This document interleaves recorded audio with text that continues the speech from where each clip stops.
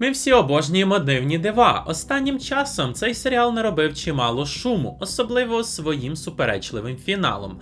Багато людей будують свої теорії. Але що як я вам скажу?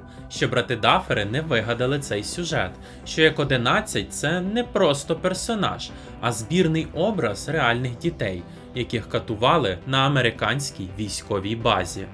Зараз випливає досить багато суперечливих фактів про те, як брати Даффери знущалися над акторами прямо під час зйомок, про те, як поступали погрози різним популярним людям, яким не сподобався фінал серіалу, а також про розлучення Роз Даффера з Лі Джаніак, яке могло прямо повпливати на сюжет 5-го сезону. Але це вже, мабуть, історія для наступного відео. Якщо ви не хочете стати наступною жертвою Векни, підпишіться на канал, поставте лайк і напишіть в коментарях, чи варто знімати відео про кролячу нору серіалу Дивні дива. У 2018 році режисер Чарлі Кеслер подав до суду на творців серіалу. Він стверджував, що вони викрали його ідею – проєкт Монток. І знаєте що? Netflix виплатив йому гроші, щоб зам'яти справу. Але чому? Чому найбільший стрімінговий сервіс світу злякався одного режисера?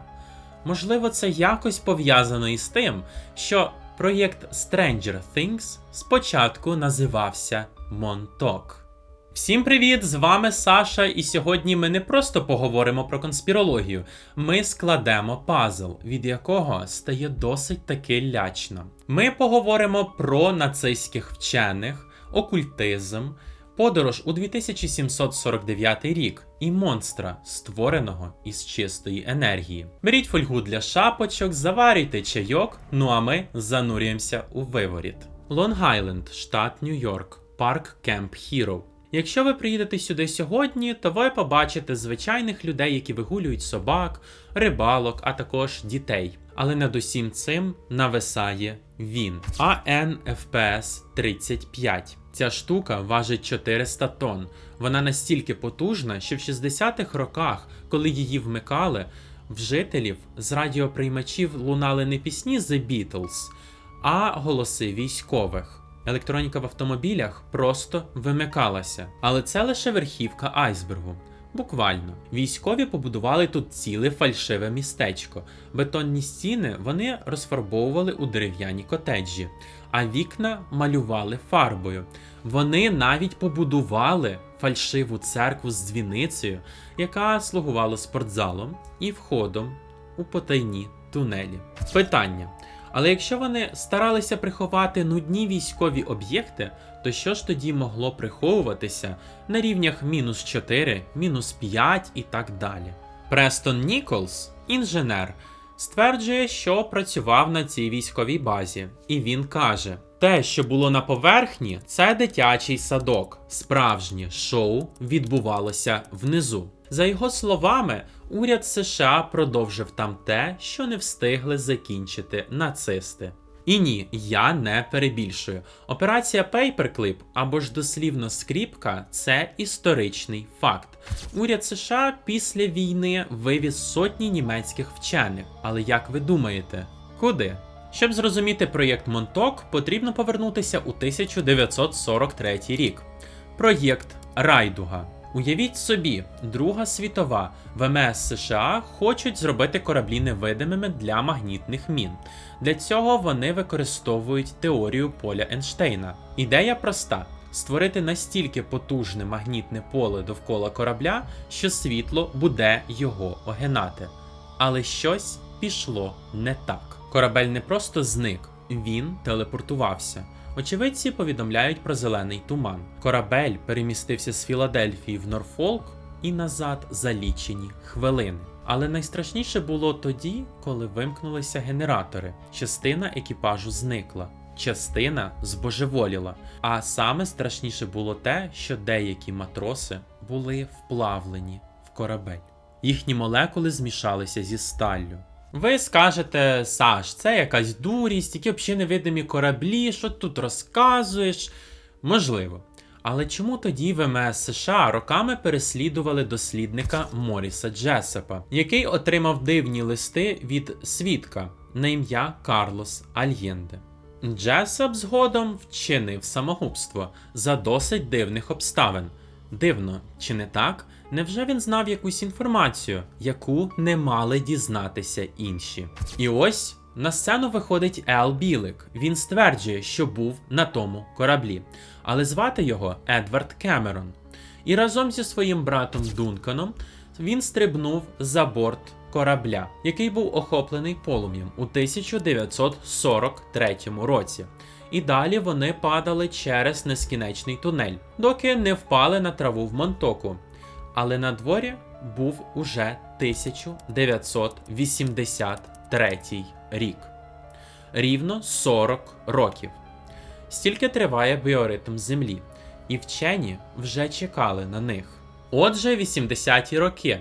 Експерименти продовжуються. Центр усього – крісло Монток. Але це не просто меблі, це психотронний підсилювач. У кріслі сидить такий собі екстрасенс. Найчастіше Дункан Кемерон. Його думки щитуються і оцифровуються суперкомп'ютером Крей-1, а потім транслюються через радар на увесь штат. Але яка мета? Контроль розуму? Або ж змінити настрій населення, змусити голосувати за кого потрібно. Або ж матеріалізувати об'єкт. Я хочу яблуко. Радар посилає хвилі, на столі з'являється яблуко. Магія? Ні. Квантова фізика. Але це так вони кажуть. Але найстрашніша частина сценарію Stranger Things – це діти. У серіалі у нас є 11, 8, 1, а в реальності їх називали Montauk Boys. Стюарт Свердлов – один із тих, хто вижив, і він розповідає речі, від яких холоне кров. Їх викрадали. Безпритульних і сиріт, тих, кого не будуть шукати. Потім їх ламали. Фізично, сексуально, психологічно. Методика називалася депрограмування. Знищити особистість дитини для того, щоб створити нову. Ідеального солдата або пілота крісла часу. Такий собі камікадзе з Японії. Чи не так? Свердлов каже, що їх ховали. У підсвідомості. Тобто, в звичайному житті ти міг бути вчителем, поштарем, але якщо ти тільки почуєш кодову фразу, ти стаєш вбивцею. Пам'ятаєте, як 11 вчать вбивати кота у серіалі? Або як Векна мучить своїх жертв спогадами? Це все взято з розповідей хлопчиків Монтоку. І ви лише уявіть, скільки подібних історій може приховуватися прямо зараз в секретних архівах військових баз. Скільки подібних дітей викрадали або ж викрадають прямо зараз. Скільки людей зникли безвісті. І чи справді вони просто зникли? А тепер поворот. Зв'язок науки і магії. Існує теорія, що лише технологій було замало, що для відкриття порталів використовували ритуали. Згадаймо Джека Парсонса, одного з засновників JPL, лабораторії реактивного руху НАСА. Він був геніальним ракетником і окультистом, послідовником Алістера Кроулі. Разом з Ел Роном Габбардом, тим самим саєнтологом, вони проводили ритуал Бабалон Воркінг у пустелі, намагаючись втілити місячну дитину. Конспірологи вважають, що Монток – це продовження цієї магії, а радар – це технологічна чарівна паличка. І куди ж вів цей портал? Ел Білик стверджував, що він побував у майбутньому. Рік 2137. Світ після катастрофи. Флорида під водою. Населення 300 мільйонів. Воєнний стан. Рік 2749. Утопія. Міста літають у небі. Усім керує штучний інтелект. Грошей немає. Люди спілкуються телепатично. За його словами, він пробув там 2 роки. Перед тим, як його повернули назад. Для того, щоб закрити петлю. Звучить як вигадки божевільного після 2 чарок водки на Новий рік. Можливо.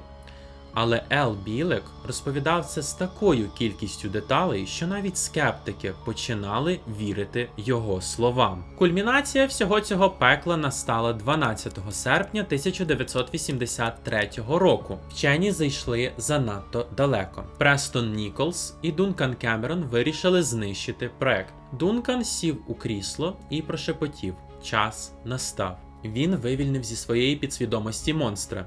Очевидці описують його як звіра, дослівно ж The Beast. Величезна, волохата, хижа істота, яка матеріалізувалася прямо в базі. Такий собі Демогоргон в Real Life. Цікавий факт. В перших чернетках Stranger Things Демогоргон не був прибульцем. Він був проєкцією Страху 11, точнісінько, як у історії з Дунканом Кемероном. Збіг? Не думаю. У біблії серіалу брати Даффери прямо писали: сюжет базується на експериментах у Монтоку. Чому ж назву тоді змінили на Гокінс? Невже юристи Netflix так порадили, аби уникнути позовів?